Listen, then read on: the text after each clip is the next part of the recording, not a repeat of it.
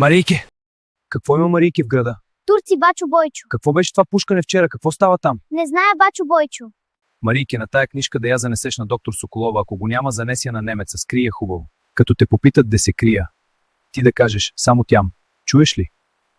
Да кажеш, че съм в запустялата воденица, зад Хамбаревата. Ако изгубиш писмото или се измамиш, да кажеш, други му турците ще дойдат и ще ме заколят, варди гълъбче.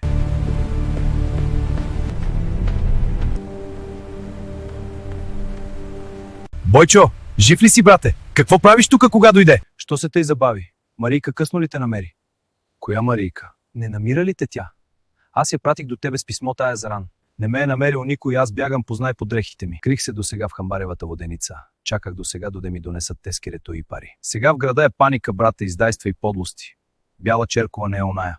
Клетият бай Марко него най-много жаля. Имате ли някакви известия от другите места? Тъмни слухове само, навсякъде се тая поразия. Въстанието не успя да се разпространи и само катастрофи. Ти повече трябва да знаеш.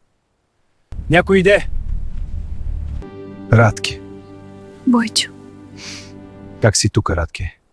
писъмцето ти за доктора го даде мене Марийка. Ах, Бойчо, защо ме измъчи? Прости ме, пиле, прости ме.